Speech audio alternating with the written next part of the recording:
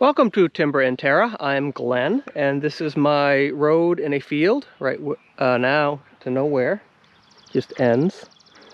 It will have a cabin of some sort, short-term rental. I'll introduce that project probably later this summer. But on this road here, I have a lot of work to do. So it's going to be a mishmash of things probably in the next several videos. One is I do have some gravel being delivered today. I need to top this. This is primarily a clay road base.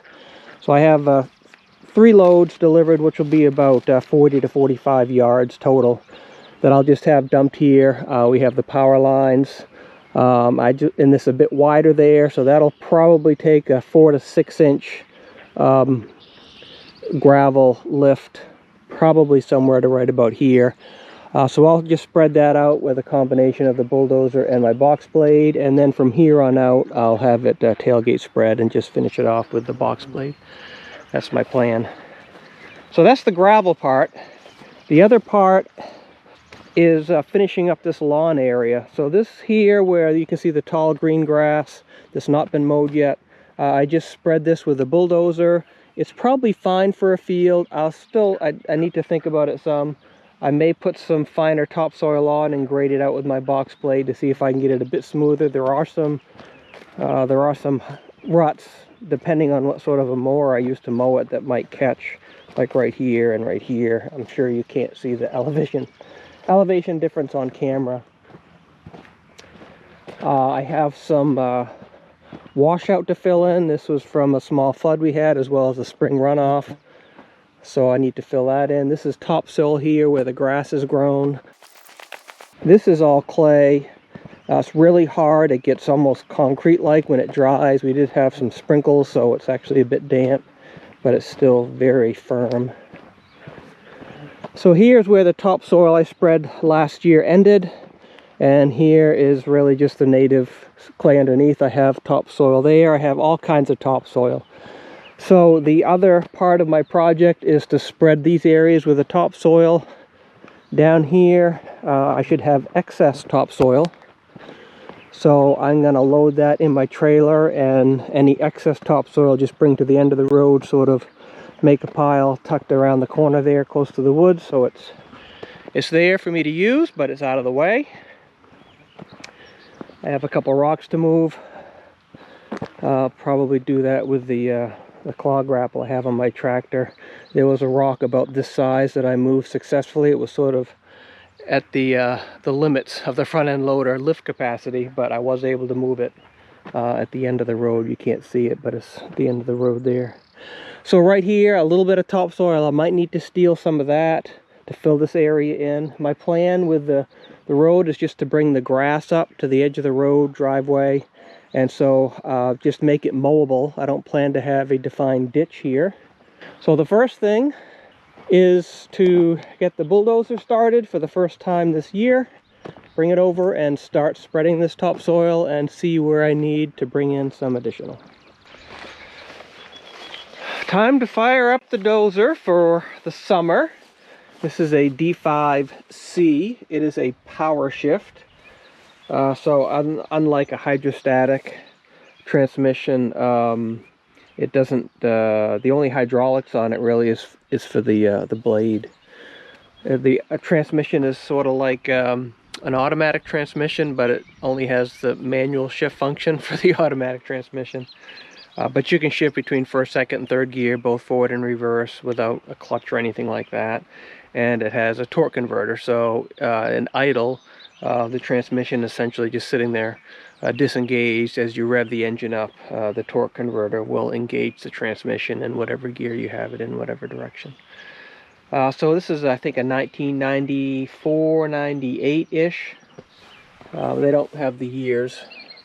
I think this was the last year of this, and then after the D5C in this particular series, they went to the fully hydrostatic transmissions.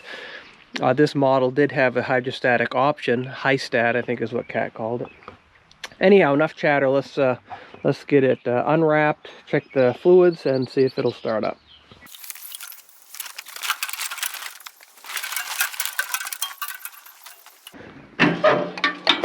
So the side panels, you need a wrench. I might put like wing nuts on there, just weld a tab on there so I can easily get those undone. But there's this nice easy access panel here for the critical fluids. Be the oil. So right there is just above the low mark.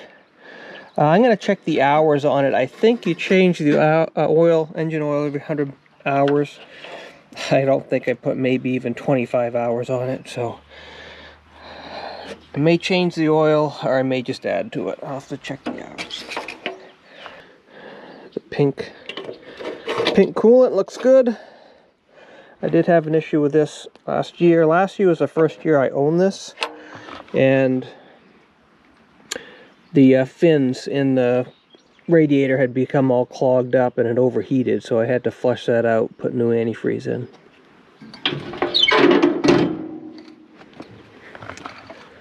Some other fluids are located under the seat, or under the floor here.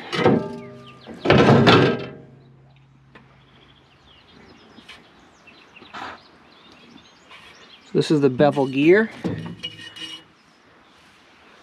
and that's fine.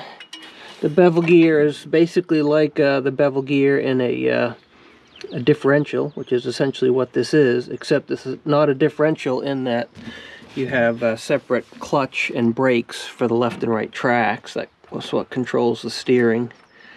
And then this is a transmission.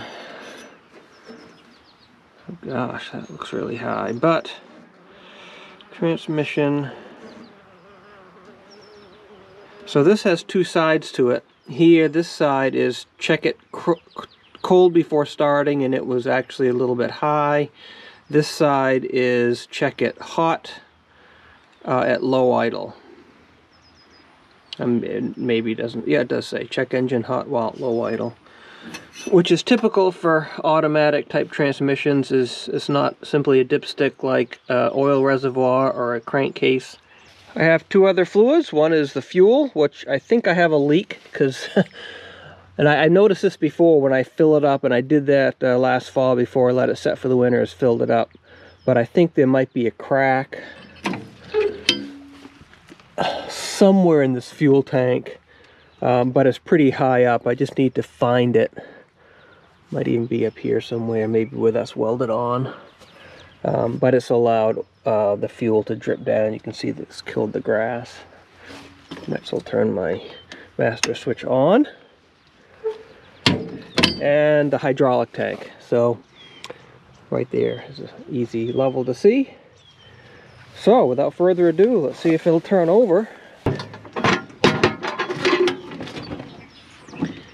It has the old mechanical hour meter. I'll have to look at what I had last year when I changed the oil. 56, 58, 59 almost.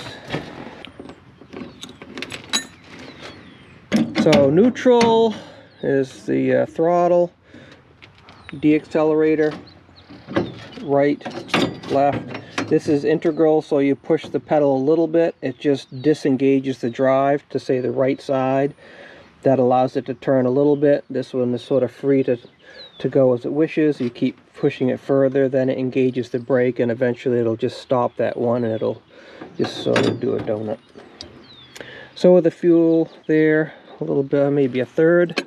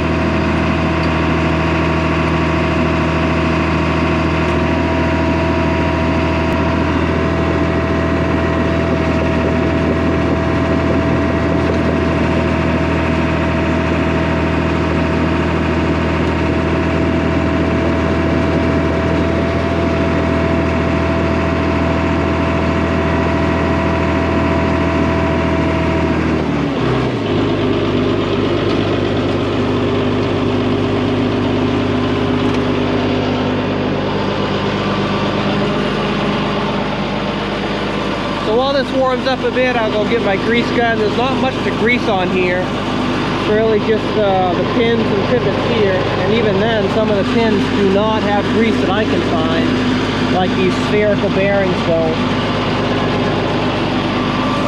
At least that I could find, and I didn't see it in the manual.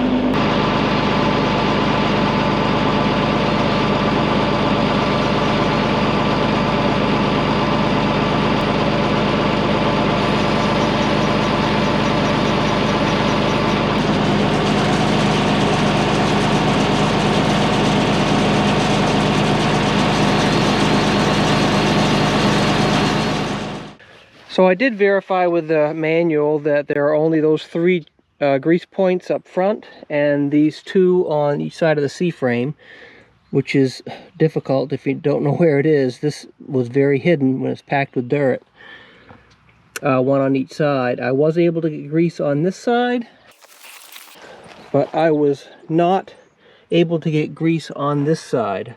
I put the blade all the way down, mid position, all the way up. It still wouldn't take grease. My grease gun was lifting its relief, which I think is like several thousand psi. I think those grease guns go to. So the other thing I noticed, and I'll show you when I start it up, is this assembly is loose.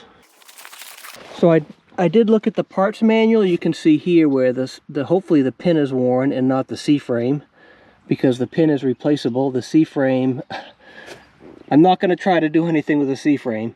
So this eyelet has a spherical bearing, greasable obviously. It has this pin, it has a retainer on the other side, and it has this threaded end with a nut. So I did look, I'm sure those are readily available to purchase.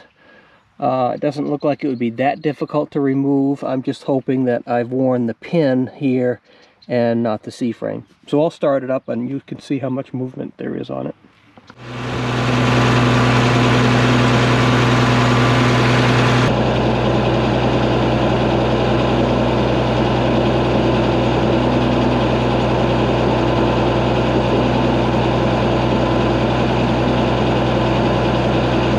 There's also a bit of movement on here, although not near as much. I'm guessing all these pins probably have at least somewhere.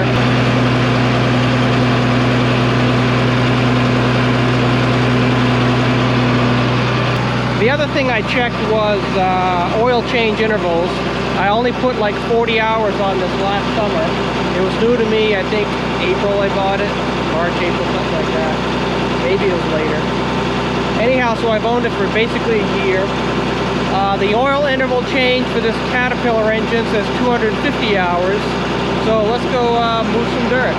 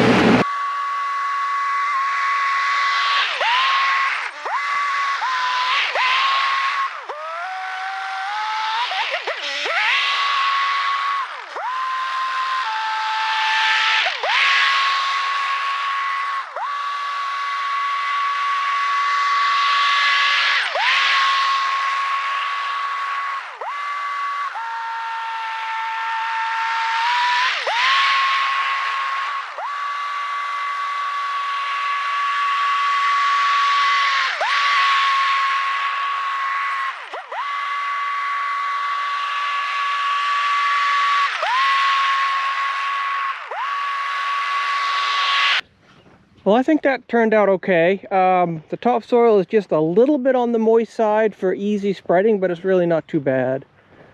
So this is really the best I can do with the dozer. I had an old dozer, a Case 310, which it was perfect for back dragging. Something like this, I could back drag it and smooth it out really to seed. That's how I did all the lawns around my house with that dozer, is back dragging, and it was a good surface. This one, the blade is too heavy, so back dragging it with it floating, which is what I did with my Case, it just digs in too much.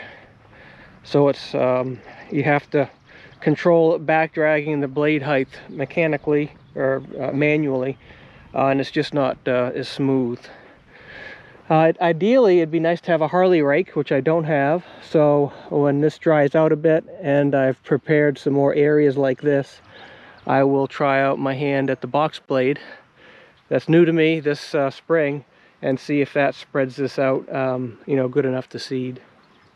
Again, this is probably not going to be mowed with a finish mower, probably like with a flail mower, sort of like with the rest of the field. So it's smooth enough for haying operation, but it's probably not something you'd want directly around your house to mow with any kind of a finish mower. So with this area roughly done, I did have a little bit of extra topsoil. I don't need any more here. Is this section here, but I need to move those rocks that I pointed out earlier. So I guess I'll have to take a bit of a break, go get my tractor and move the rocks so I can spread this windrow of topsoil out here. It could be that I use that. I'm guessing I'll just take that and push it over here.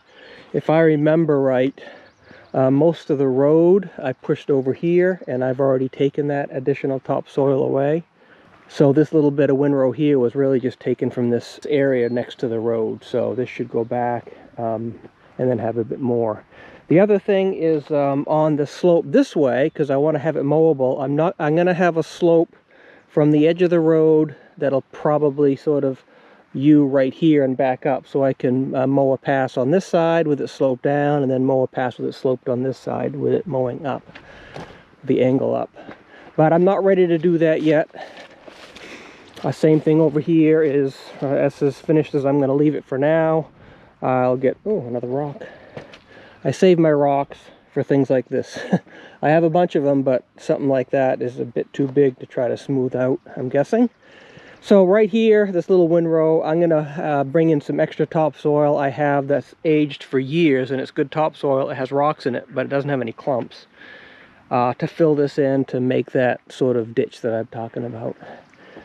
On the other side of the road, there is no ditch because that's downhill. So the grass, when I have the final level of the gravel, which would be about here somewhere, then I'll just bring the lawn up to the edge of the gravel, and that'll be it. So it's only on one side of the road here I have to worry about a ditch.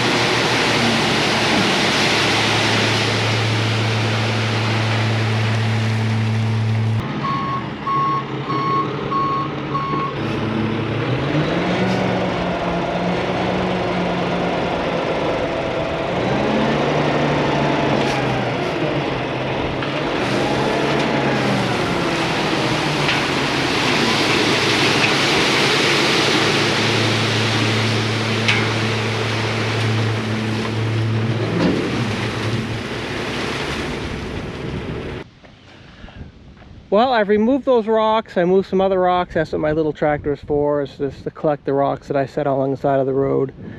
But as you can see, our gravel was delivered, so let's switch gears a little bit and spread this out. Over here, you can see some of the fabric that I aligned the ditch with. So basically, I want to make sure that I cover sort of right along here. Is my plan for the end of the gravel. These are the rocks that I set. I did some others after I filmed the first two, but I'll come over here with the excavator and just set these in with the rest of these rocks, boulders. Sort of line the ditch, just a place to put them. It looks nice.